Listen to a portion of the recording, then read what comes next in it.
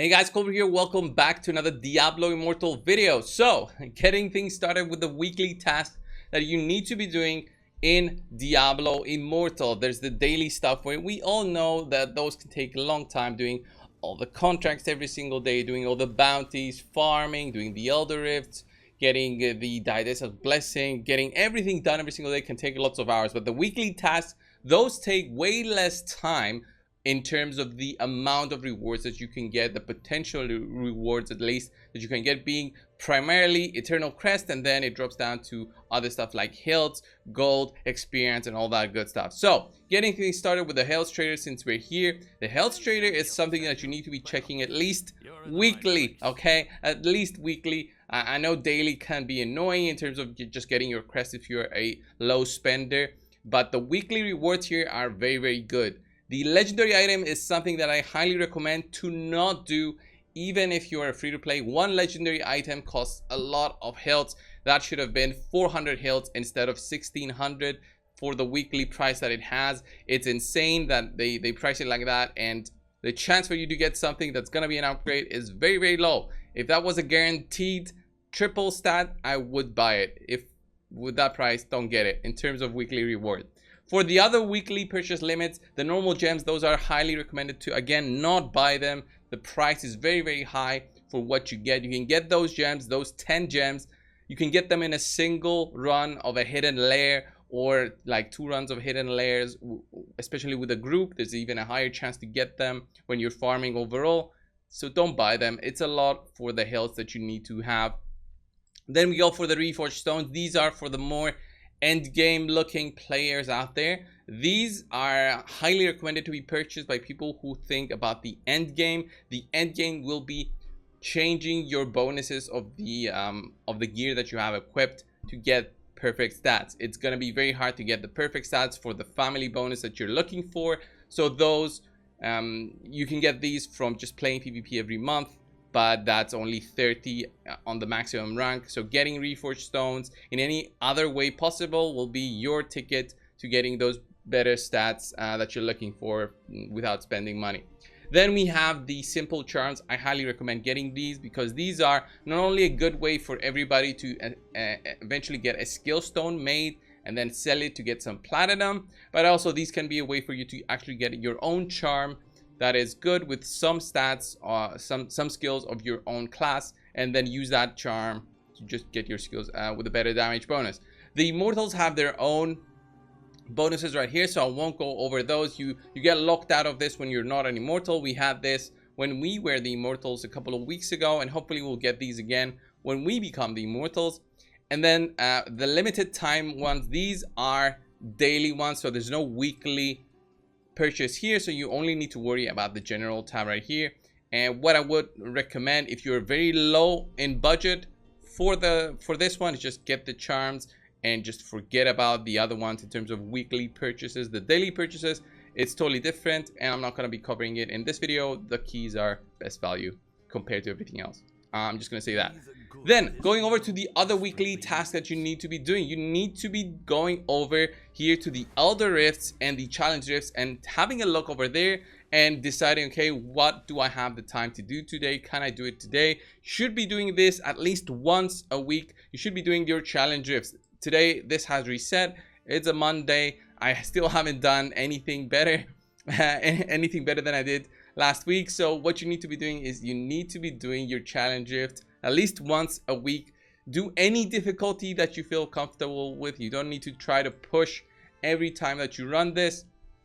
When you push higher though, you get these better rewards, but the daily rewards, those are different. You can get daily rewards every single day in terms of gold, and this like a small chest will appear here every single day. When you come back to the Challenge Rift, you just click and you'll be getting gold depending on the rank that you have completed. So do these at least once a week and you'll be getting those daily gold rewards. Is nothing crazy though, like 2,000 gold, which is nothing honestly, but still do it. And you also get into the weekly reward pool, okay? Depending on the level that you pushed and depending on the level you finish by the reset on Monday, you'll get some weekly reward there mailed to your inbox. Then we also have the Elder Rifts here. These ones give a daily reward, but there's also a weekly reward out of the Elder Rifts, and that's through farming them and getting Fading Ember. This takes the longest time compared to everything else, because doing all of these will take you a good especially with no crest. This will take you a couple of hours to finish, especially with no crest. In a group, this will be faster because some of them might be using crest, and that's going to give you the bonus from party, the party bonus right here with 120. But you need the 360 to get that one eternal crest a week, and I highly recommend doing that, especially if you're low, a low spender or a free-to-play especially. You gotta get what you can get, right? There's no question about it. The other part of the weekly rewards is going to be the shadow or immortal rewards that you need to be doing. You need to be trying to get into the Keon's raid if you're an immortal. The Keon's raid is a very simple raid that goes for about 20 minutes or so, and you get one eternal crest guaranteed per week. So try to get online whenever your clan says for the Keon's raid. If you are a shadow, which is going to be the most of you out there, you need to participate in the shadow war. If you are a good shadow, you'll be winning and getting the weekly eternal crest. If you are losing though, you still get some aspirant's keys as rewards for participation in the war, which is still okay because the aspirant keys slowly help you become stronger from the event Fad Sanctum. Another weekly part of being a shadow is the vault. Okay, raiding the vault has some guaranteed rewards every week if you manage to complete it, or let's say if you are one of those who leave on floor 3, then you still get some rewards because the chests that you unlock give you hilts. They can potentially give you legendary items which are from the Immortals vault, and they give you some gold which is again from the Immortals vault. So you're stealing stuff from the Immortals and making yourself stronger, comparing it to the Immortals. All right, this is the way to go with raiding the vault. If you're successful, you can get a full run and get 10 chests. There's a 40 chest limit, so 4 complete runs every week will give you the maximum rewards possible from the vault. And it's a lot of gold, by the way. It's almost like 1,000,000 gold if you can get a good party going and a successful party going. The other big part of the game is of course the battle pass. That's how the game revolves around the seasons that the battle pass has. Well, the battle pass is not just a monthly thing that changes when this period ends. There's also a weekly limit.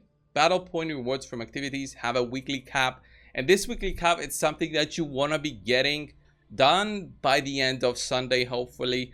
This will be very difficult for low time investment players out there, so if you only play like a day, you should be doing the featured activities. These will give you double the points every single day, but again, you'll need to be spending more and more time with playing the game in order to max out the battle pass as quickly as possible. Let's say you don't have as much time 3 out of the 7 days of the week.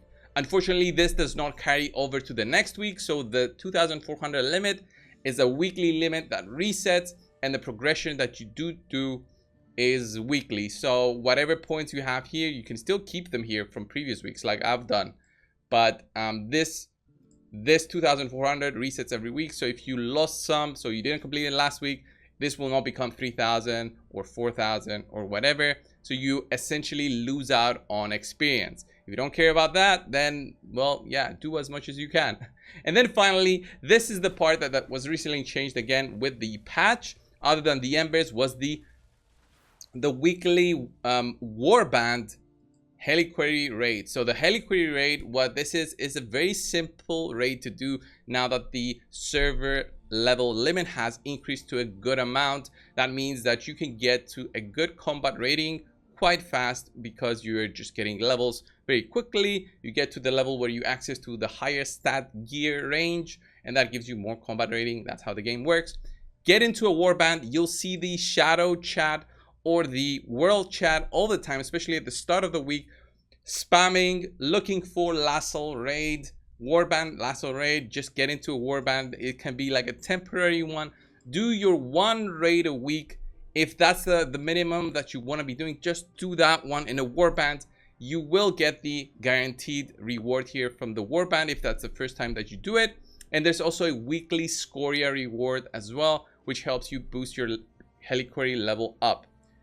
And the extra bonus because of the patch is this one, the Eternal Legendary Crest Voucher, which is once per week. with the purchase using 1,600 platinum. So do this once a week, a Warband raid once a week.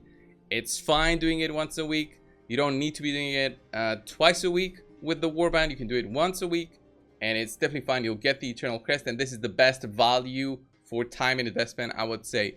If you care about maxing out your Scoria rewards, you need to be doing both of these raids twice a week to get the maximum Scoria from the maximum difficulty if you can.